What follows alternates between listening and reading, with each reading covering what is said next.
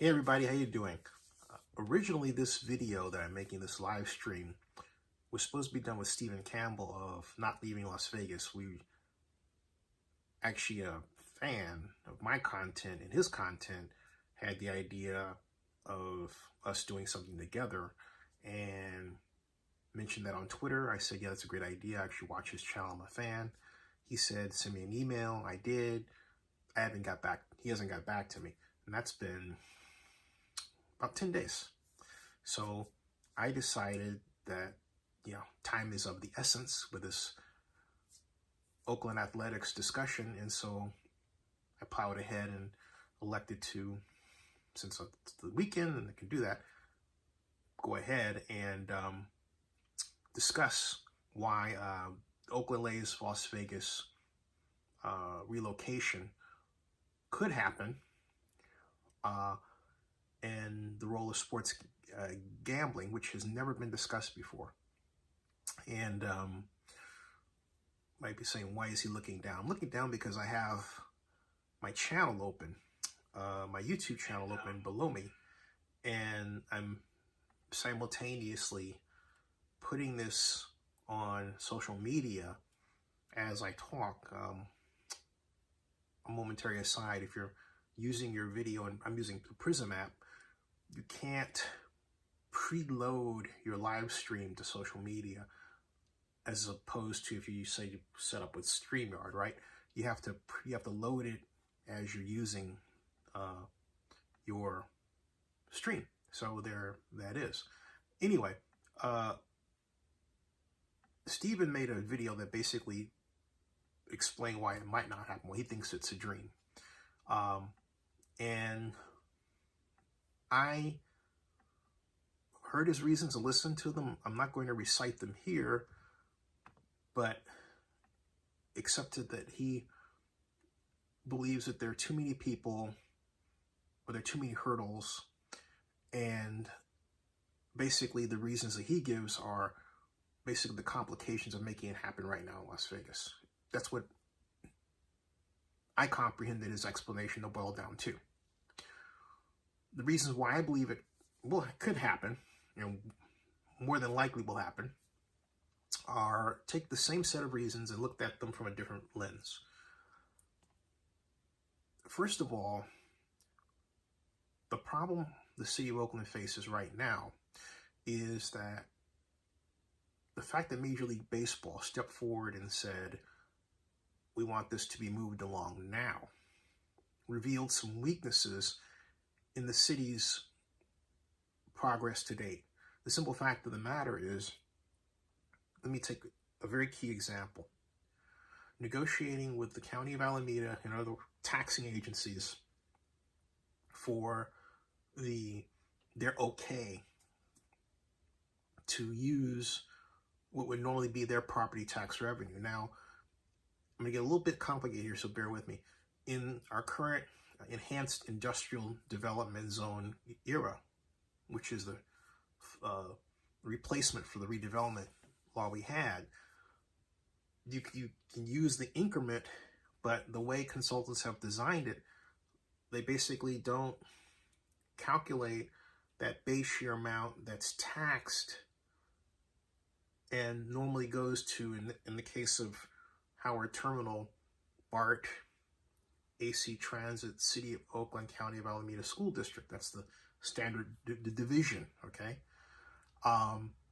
They just look at the increment and they assume that that base is still taxed and that revenue goes elsewhere. The trouble with the way the consultant public financial management laid out the calculations was that they didn't explain what that number was, all right? Point is, you have to negotiate to use that with the county. In redevelopment province, you always had to do that, okay? Why is that a significant difference? Because if you just use the income, you have to design the bond issues so that after several years, as it builds up, then the bond issue is let, all right? But if you use the base plus the increment, that problem goes away. and you can actually let the bond earlier, get the proceeds to do the project much faster. It's a big difference, okay? The city of Oakland didn't do that calculated work. I'm not sure when they hired public financial management. It feels like it was this year. It should have been last year when they started doing this. They could have had me do it, since I've done these things for years. And they didn't. And I had screamed, in a sense, I'm being euphemistic. I said back November 20th, 2019, in an interview that I gave, that I did with District 2 Councilmember Nikki Fortunato Bass, about her Howard Terminal Town Hall. At that same town hall I was at Chinatown, I actually offered to make a presentation discussing the revenue potential from tax increment financing, and Carl Chan, my friend who is the executive director of the Chinatown Chamber of Commerce, said no. And it wasn't an argument or anything. It was friendly, okay? It was, they didn't know I was going to be there. It was that sort of thing. But we've been able to explain it simply. Some of the city manager's office, and we call the city administrator's office, said, well, Zenny, we should have lunch and talk about this. Love to have lunch, but the lunch never happened, and I don't understand why we need to talk about something the public should know. This is 2019, folks. All right? So what I'm discovering as I dig deeper into this is the city that I've been able to before, the city really has, when I say dragged its feet, I mean it didn't place the appropriate level of priority on it. And the way you do that is by having a group, a task force that goes off and does its work so that the mayor and everybody else can do their work and move forward. They would have already been in place by the time the pandemic hit. What they focused on, to their credit, was community. They felt they needed to button up the community agreements. I understand that. But you need to have the financial work done too. Okay? So now what's happening is that they have to now, they're just now as of May 24th, sending out the letter to the county alone. That, and Oakland, former Oakland council member, now Alameda County District 4 Supervisor Nate Miley was on my show last week. He hadn't seen any numbers. And he knew that, he said that the city approached them about the matter of, tax sharing, as it were, revenue sharing, but he hadn't seen any numbers. And the reason basically has to do with the timing. May 24th. Just what? Last week? May 24th was when the letter was sent out. Just about the time that, Nate and I were talking about doing a show and then doing a show. So he had no idea what was going on. That work should have been done months before. So the reason that I say this is more likely is because I understand the A's have spent $1 million a month on this. I understand the community groups have met. But what's happened, the overarching problem, is that a lot of the key work in terms of changing and establishing legislation to make the A's project go was done 2-3 years ago. And now that the A's are getting close to home run door, or maybe touchdown door, depending on how you want to look at it, all of a sudden everyone wants to get involved and say, well, no, they should be at the Coliseum. And guess what, folks? The Coliseum has a problem that didn't rear its head as much, or really much at all 10 years ago, but started rearing its head roughly 6 years ago with the backup of water that caused the flooding in the bathrooms and the locker rooms in the A's locker rooms in the Coliseum. Why?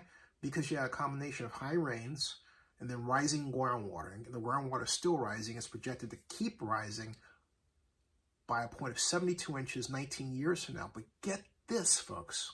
Here's the biggest problem, okay? And the problem hasn't been discussed and was just revealed 2 days ago, that it's expected that with at least once within the next 5 years, there will be a worldwide event such that the heat, the worldwide heat, will be the hottest ever in our history. What does that mean? It means an accelerated rate of global ice cap melting, which means what? An accelerated rate of sea level rise, which means what?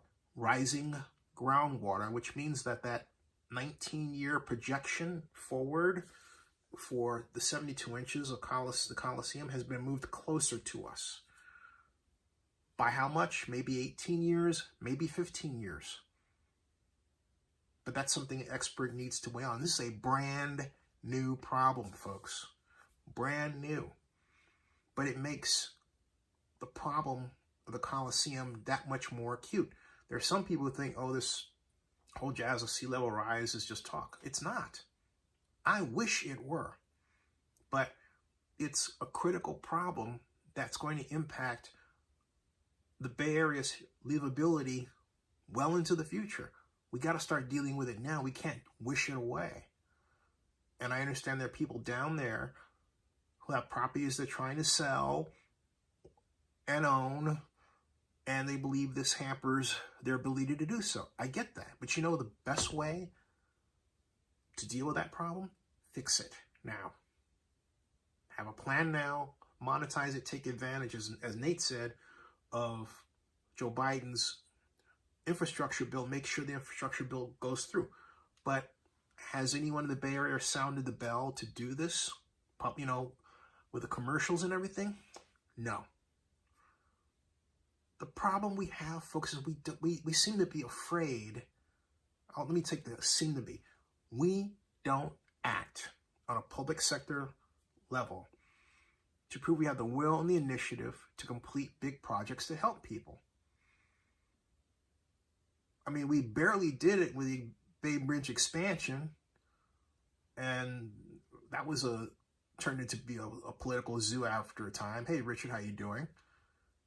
And we have all these other infrastructure problems we need to fix we haven't done.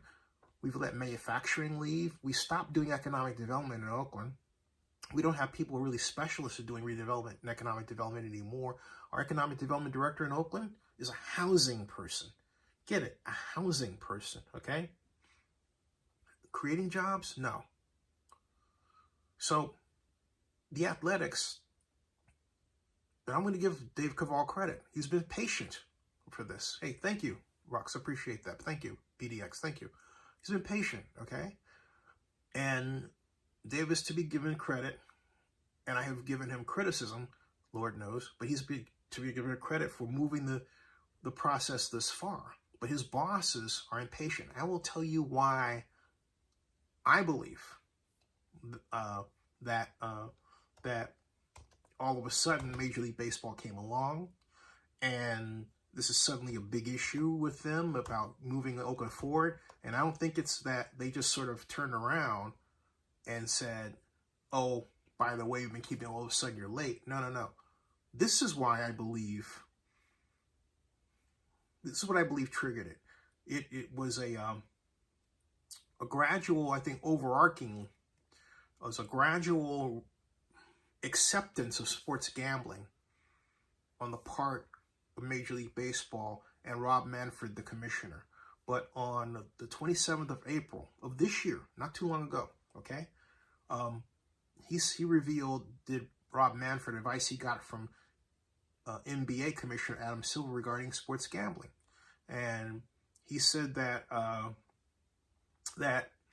basically Manfred said sports betting is a massive opportunity for fan engagement. He said Adam Silver told him to stop talking about the pace of the game because baseball's pace of the game is perfect for sports betting, meaning wagering between pitches, right, and innings, okay? And this post I'm reading, the publication called The Spun online, reads, Major League Baseball has tried to speed up the pace of play, as you know, but with little success. But Adam Silver is saying, hey, look, you don't have to worry about that, all right? And with sports betting continuing to expand around the country, Manfred may be able to implement the plan in the near future. However, baseball fans weren't thrilled. It took the commissioner speaking to Silver to deal with the outcome. That's another point. I believe that realizing that, Bob Manfred took another look at the landscape of expansion and progress with respect to stadiums and teams and noted that you have 26 states where sports gambling is already legal and there are already infrastructure set up. You know, like a sports book, right? But is there a sports book in Oakland? Is there a sports book in the Bay Area where you can actually go and bet on, you know, sports? No. Okay? There's not. And then here's the other problem. And it was encapsulated in a very recent interview that I gave at Zenny62 on YouTube, where California legislator was trying to bring sports gambling to California and get California on the out of the backwoods in terms of its involvement. California Senator Bill Don was my guest and talking about it, and that was back 11 months ago. Okay, 11 months ago, and Bill. Then I finally got a hold, and Bill tearfully told me that the bill that he was trying to advance failed, and he blamed Indian gaming. Now, when I say that, don't go off on some assumption about, I'm not making a racial comment, okay? Please, that's not it. This is the reality of the way sports gambling has been directed in California, in that you have to go through the Indian gaming organizations because they have been given a monopolistic advantage by law, okay? And it's quite different from the rest of the United States. So you have to partner with the Indian tribal organization that has an Indian gaming infrastructure, or as a gaming infrastructure, gambling infrastructure, in order to move forward with sports gambling. It's not the most ideal situation from a standpoint of interstate competition, because someone can say, well, gee, I don't want to deal with California and have to, you know, go through this monopolistic process and possibly be rejected or have what I have to pay them, you know, so high that it's a price I don't want to pay. I can go someplace else, right? And then here's the other problem. California has not actually voted on sports gambling alone. It won't until, I believe, the 22nd of next month. What if it fails at the what if it fails the legislature? All right. So the A's have two problems. They could fail at the council, or they could fail in July 20th council, and then see the whole sports gambling possibility in California, you know, be that much less at the same, you know, around the same time. And they would be stuck without any other place to go in terms of their future. And so Bob Manfred turned around, looked at this and said, hey, you know what? We need to check out Las Vegas. And so when Dave Cavall came back and said Portland wasn't in the future, I think what happened was that Portland was in the picture. But the more Manfred looked at it from a gambling standpoint, they figured that it was going to be that Las Vegas is going to give them a better chance to be involved in sports gambling than Portland or Oakland right now. Now, how much money would that mean to the A's? Well, overall, it's estimated that sports gambling would mean, once implemented, $1.1 billion a year to Major League Baseball. So that boils down to $36.6 million per team for 30 teams in Major League Baseball.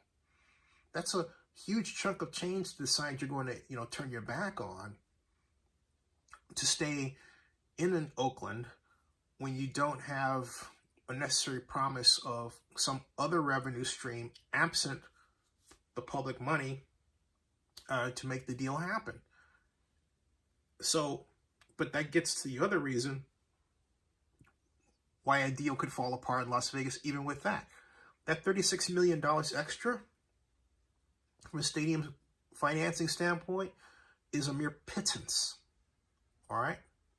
It's fine in terms of annual operations for the organization. $36 million is great to have. When you're talking about that gigantic subsidy that you need, like they wanted a Raiders-style subsidy in Las Vegas, which I thought was a completely tone-deaf thing to ask for. When you're talking about that, $36 million is not going to move that needle. And there is where the deal for Las Vegas could fall apart. If they can't get, and right now it doesn't look like, okay? It doesn't look like, if they can't get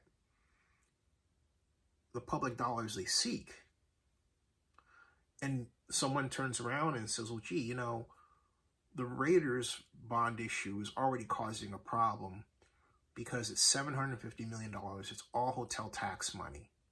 Think about this, all hotel tax money. And so twice, we being Clark County, hey, Sean, have already had to do drawdowns to pay the debt service on the bond, something that I warned was going to happen, for those of you who follow my show, way back in 2017, 2016. I said the 88 100th of 1% stadium hotel tax rate is too small. It should be 1%.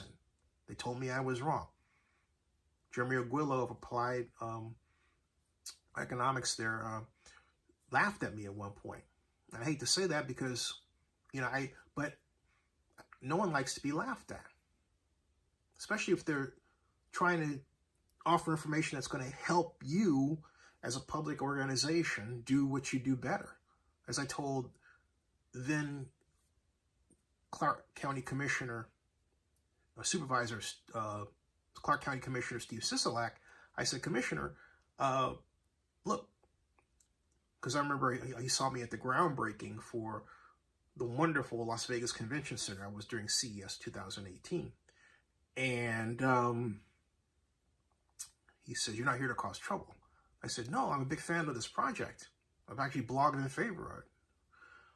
And I said to him, do you realize that if you take everything that I told you, and I've talked about regarding the Raider Stadium project, you actually have a better project with more money coming into it.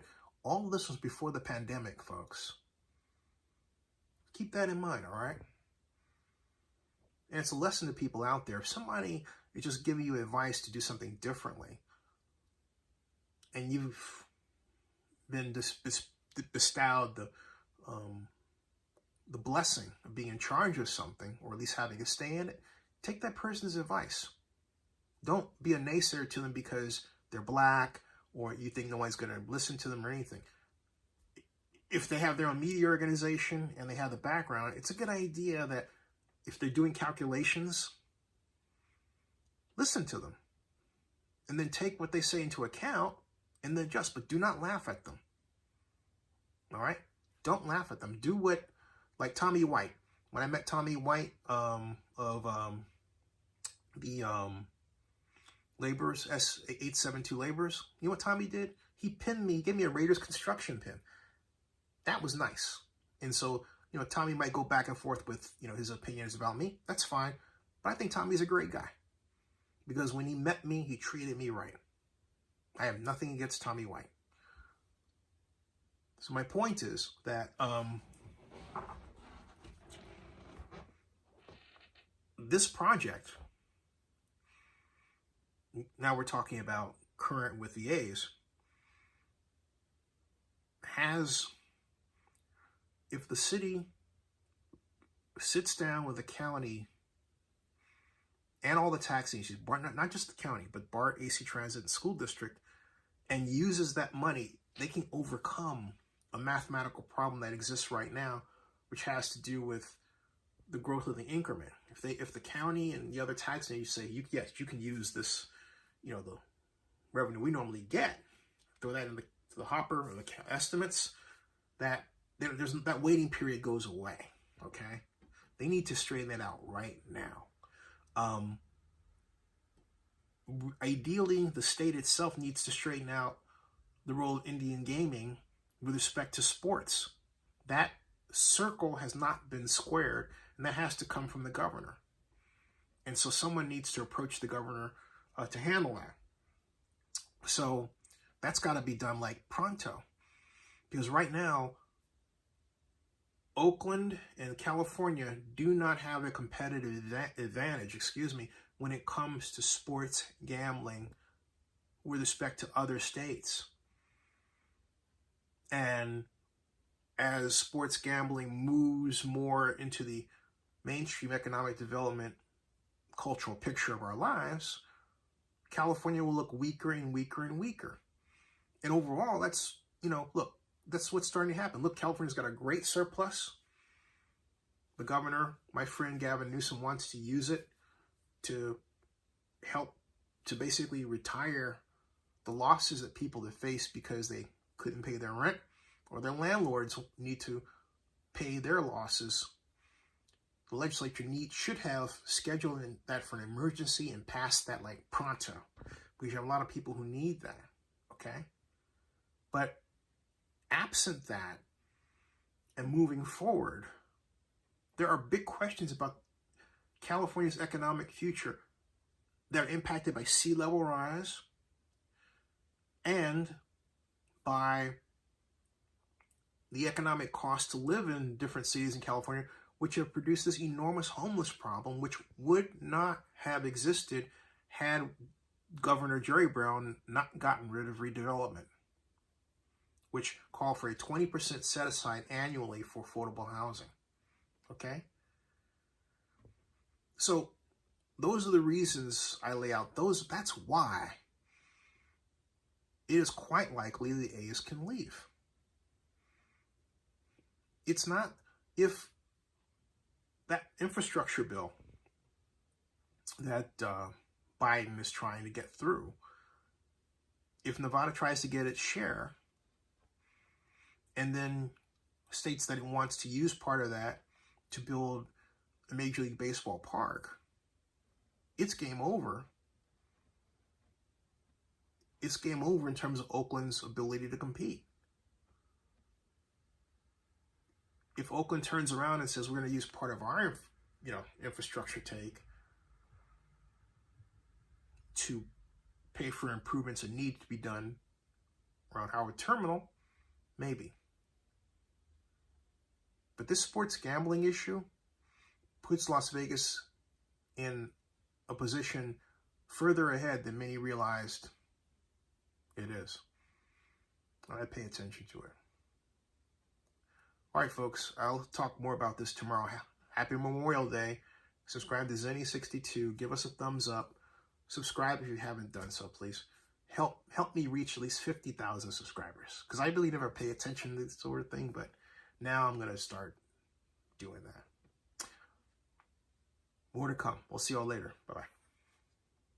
And by the way, if you have any questions, put those questions in the comments section below, and I'll use those as the basis for a follow-up. We also have a membership program that I've just established, and we're going to have different tiers. We may slide some of our best people in without paying as a reward for the fact that they've contributed so much already, right? But we're going to work that out. But the good news is that YouTube gave us the thumbs up to have a 3-tiered membership system. More about that later. All right, see you later.